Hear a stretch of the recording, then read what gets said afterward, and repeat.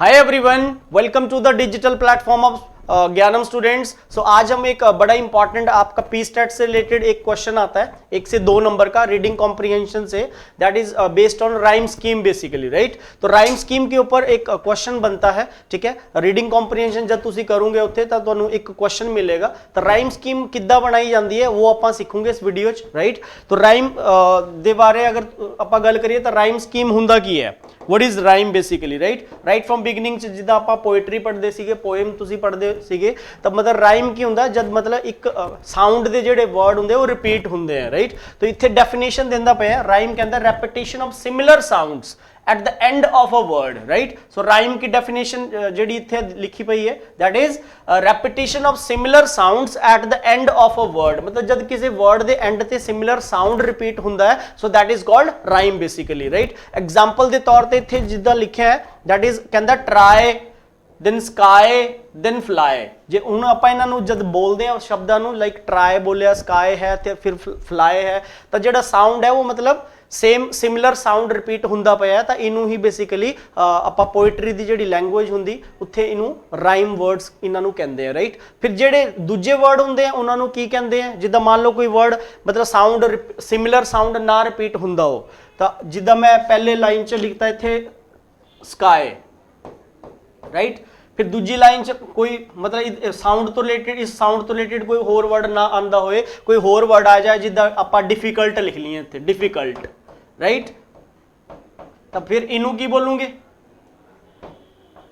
इसको आप क्या बोलोगे, हुण तां सिमिलर साउंड रिपीट नहीं हुंदा पिया, so now this is called free words, right. तो जो एक हुंदा राइम, मतलब सिमिलर साउंड रिपीट होएगा उन्होंने कहंदे राइम वर्ड्स, जे सिमिलर साउंड रिपीट ना होए तां उन्होंने कहंदे स्टूडेंट्स इंग्लिश च बेसिकली पोइट्री वाली जिहड़ी लैंग्वेज हुंदी है उत्थे इनू बोलिया जांदा है free words, right. Free words and rhyme words होंदे हैं पोइट्री च, क्लियर। तो सिमिलर साउंड वास्ते तुसी राइम वर्ड्स बोलोगे, तो जिथे सिमिलर वर्ड साउंड ना रिपीट हुंदा हो साउंड बेसिकली, राइट। तो साउंड जिथे सिमिलर ना बनदा हो उन्हां नूं कहंदे बेसिकली फ्री वर्ड्स, क्लियर। तो हुण राइम स्कीम दे उत्ते क्वेश्चन जिद्दां बनदे, जिद्दां छोटी क्लास आपां एक छोटा जिहा मतलब स्टैंजा जिद्दां पढ़िया हुंदा, पोएम है basically, twinkle twinkle little star, right.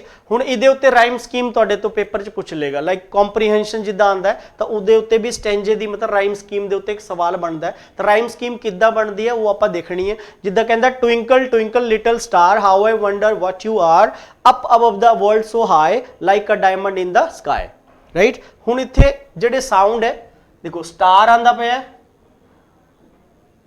फिर इत्थे आर आंदा पिया सिमिलर साउंड, फिर इत्थे हाई आंदा पिया, फिर लास्ट की आंदा पिया स्काई, राइट। हुण अगले पॉइंट ते आपां जाइए, कहंदा राइम स्कीम एक दो गल्लां है मतलब जिहड़ी तुसीं याद रखनी है, अपने दिमाग च रखनी है, जब भी तुसीं राइम स्कीम नूं फॉर्म करोगे पेपर च आंसर बनाओगे किद्दां बनदी है। कहंदा rhyme the pattern of rhyming words at the end of each line of a poem, ठीक है, उन्होंने राइम कहते हैं। और कहता वी लेवल राइम स्कीम यूजिंग अल्फाबेट्स, मतलब जो आप उन्होंने नाम देना है, जो पहला साउंड आएगा उन्होंने तुसी नाम दोगे उत्थे ए, राइट। जे फिर कोई और पहला साउंड रिपीट ना होया, दूजा साउंड कोई होर बनता होया, वो आप करके भी देखोगे, हुण उन्होंने दोगे तुसी नाम बी, सैकेंड साउंड जो बनेगा उन्होंने बी नाम दोगे, तो जो तीजा लैवल होएगा, तीजा लैवल आप दोगे उत्थे राइम स्कीम च आप तीजा नंबर देंगे सी नूं, राइट। मतलब फस्ट साउंड नूं ए नंबर देना तुसी, सैकेंड साउंड कोई सिमिलर साउंड ना रिपीट होया, कोई होर साउंड आंदा हो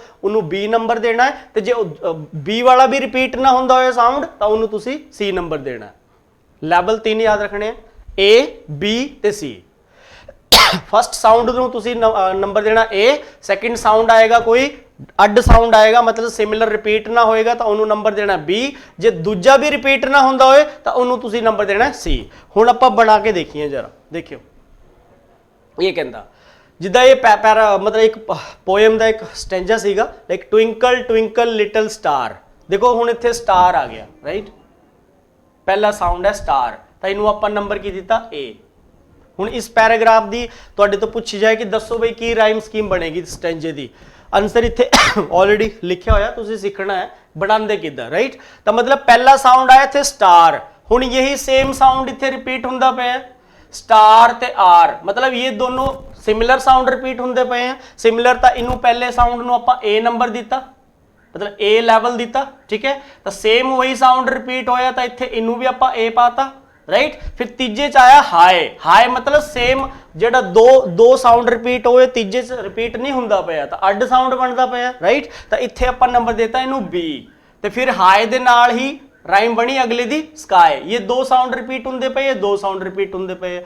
जिन्नी बार ये पहला साउंड रिपीट होएगा तुसी इनू नंबर ए ही देना है, राइट। फिर जिन्नी बार दूआ साउंड जेड़ा रिपीट होएगा उन्होंने तुसी नंबर बी ही देना है। जे कोई होर इत्थे कोई होर राइम बनता है, होर साउंड आंदा, ठीक है, स्टार ते हाई स्काई तो अड कोई होर तीजा साउंड बनेगा तो उन्होंने तुसी नंबर देंदे चलना सी, राइट। हुण इदा जेड़ा राइम स्कीम बनया इदा वो ये बने, राइट। ये इदा आंसर है स्टेंजे दा A B B, this is the right answer. मतलब ये आपां राइम स्कीम फॉर्म करती क्योंकि दो वर्ड एक साउंड तो रिलेट हो रहे जिदा नंबर आपां ए पाया सेम साउंड वास्ते, ठीक है। अड साउंड बनया तो उदा नंबर आपां बी पाता, तो दो साउंड मतलब बी उन्होंने नंबर देके तुसी जो है वो डिटरमाइन कर लेना, तो उत्थे राइम स्कीम बनया ए बी बी, राइट। हुण थोड़ा जिहा आपां बड़ा एक स्टैंजा करके देखते हैं, ये तो सौखा जे सीगा। हुण देखियो जरा आगे, हुण ये है जिद्दां, राइट। द वन कहंदा the one who brought me down to earth and held me every day, the one who gracefully gave me birth and said I love you in every way, in ever way. फिर next कहंदा the one who taught me everything like how to crawl and walk. फिर कहंदा the one who taught me how to sing after learning how to talk, right. हुण ये जेडे word मैं इत्थे bold कीते हैं मतलब इन्हां दे आधार ते तुसीं इहदी राइम स्कीम बनानी है स्टेंजे दी, ठीक है। ये थोड़ा जिहा बड़ा पैसेज चुक्या इत्थे ताकि तुहानूं थोड़ा होर क्लीयर हो जाए। दो तीन साउंड आंदे हैं तो फिर किद्दां किद्दां बनना है। राइट आंसर इहदा ही है, ये राइम स्कीम बनी स्टेंजे दी। किद्दां देखियो जरा, कहंदा the one who brought me down to earth. मैं तुहानूं बोलिया कि जेड़ा भी पहला साउंड आएगा तुसीं उन्होंने नंबर की पा देना ए पाता, राइट। अर्थ आ गया। फिर तुसीं दूजी लाइन पढ़ोगे and held me every day. हुण जेड़ा ये साउंड है इत्थे रिपीट नहीं हुंदा पिया, रिपीट नहीं हुंदा पिया, दूजा साउंड आंदा पिया तो आपां इहनूं नंबर की दे देना बी, क्योंकि साउंड रिपीट नहीं होया। जे रिपीट होएगा हुण अगली लाइन च जेड़ी तीजी लाइन है कहंदा the one who gracefully gave me birth. हुण उत्ते देखो अर्थ तो इत्थे कहंदा बर्थ, बड़ा राइम सेम साउंड आंदा पिया तो इत्थे आपां इहनूं ए नंबर पाया पहले नूं तो इत्थे भी आपां ए ही पाओगे, इत्थे भी ए पा दो, राइट। फिर तीजे च देखियो कहंदा and said I love you in ever way. हुण दूजी लाइन च डे आंदा पिया सी, चौथी लाइन च इत्थे वे आंदा पिया सी, सेम वही साउंड एक लाइन छड्ड के अगे जाके रिपीट हुंदा पिया, राइट। तो इनू भी आपां दूजे साउंड नूं की नाम दे दित्ता बी, राइट। हुण ये बनया ए बी, हजे तक इदा आपां बनाया है चार लाइन, राइट। पंजवीं लाइन देखो कहंदा the one who taught me everything. हुण साउंड बदल गया, साउंड चेंज हो गया, सेम साउंड रिपीट नहीं हुंदा पिया, ना पहला रिपीट हो रहा ना दूआ रिपीट हुंदा पिया। हुण एवरीथिंग नया साउंड आ गया तीजा, राइट। तो उन्होंने आपां नंबर की दे देना इत्थे सी, राइट। फिर चौथे च कहंदा like how to crawl and walk, right. Walk आ गया। फिर ये अगला साउंड आ गया भाई एवरीथिंग दे नाल ये भी नहीं मैच हुंदा पिया। हुण फिर नेक्स्ट लाइन च कहंदा the one who taught me how to सिंग।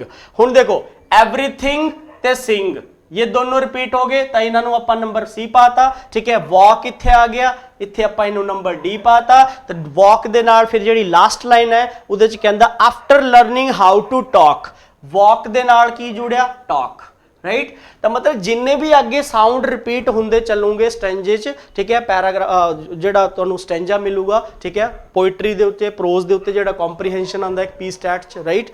तो उहदे ते मतलब कोई किद्दां दा स्टेंजा पाएगा, इन्ने साउंड रिपीट होंदे नहीं है। वैसे ये तो मैं थोड़ा ज़्यादा ही आगे ले गया, A B C mostly maximum तुसीं मन के चलो कि 3 साउंड दे उत्ते राइम स्कीम बनती है, ज़्यादातर पूछी जाती है। 2 साउंड वाली भी आती है, वो सौखी होंदी है। इत्थे किन्ने साउंड रिपीट हो गए, 4 साउंड है। इत्थे ए वाली राइम स्कीम बनी, ठीक है। फिर बी वाली बनी, A B then C D then C D.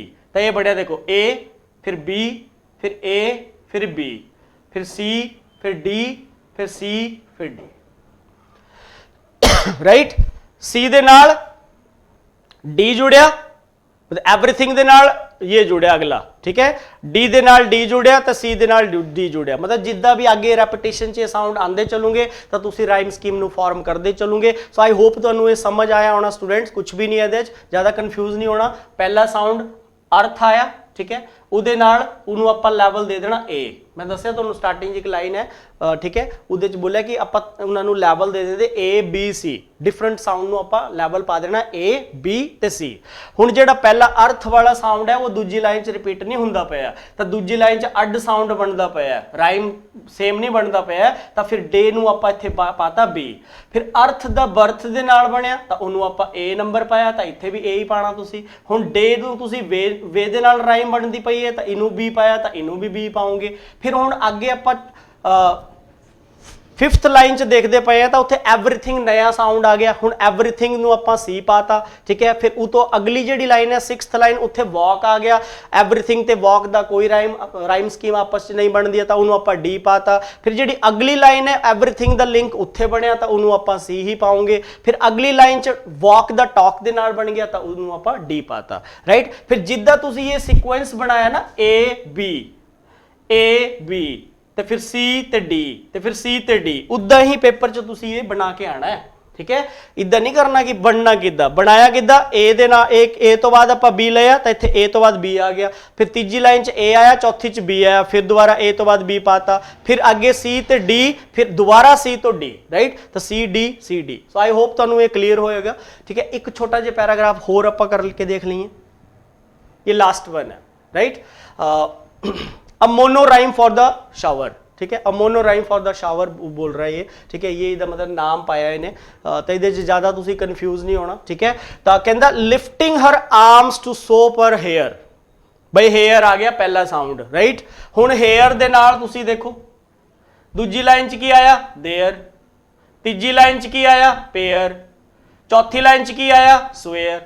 तो मतलब एक ही साउंड रिपीट हुंदा पिया है, हुण कोई अड साउंड नहीं आंदा पिया इत्थे, राइट। हुण एक ही साउंड है, सारे राइम वर्ड जिहड़े बनते पे हैं, राइम स्कीम जिहड़ी साडी फॉर्म हुई एंड च वो सेम ही साउंड दिंदी पई है, कोई अड साउंड नहीं बनता पिया, दूजा साउंड कोई है ही नहीं। जे कोई दूजा साउंड आपां इत्थे पाईए तां मतलब बाद च पाईए तां उत्थे उहनूं आपां लैवल बी पा देना है, राइट। तां हुण इहदा जिहड़ा राइम स्कीम है, इहदा जिहड़ा आंसर है वो ही है, देख लो ए मतलब 4 टाइम्स तुसी ए ही लिखना है, यही द राइम स्कीम बनेगा, क्योंकि कोई डिफरेंट अड साउंड इत्थे नहीं ऐड होया, राइट, ठीक है। हेयर दे नाल देयर, देयर दे नाल पेयर, देन पेयर दे नाल square. So hair there pair square, so same rhyme बनती पई है। तो इहदा जिहड़ा राइट आंसर बनेगा student, that could be your answer number, मतलब आपका आंसर बन जाएगा ए देन ए। 4 टाइम्स ए लिखना है, ठीक है। इनू तुसी एक बार दोबारा देख लो, ठीक है जी।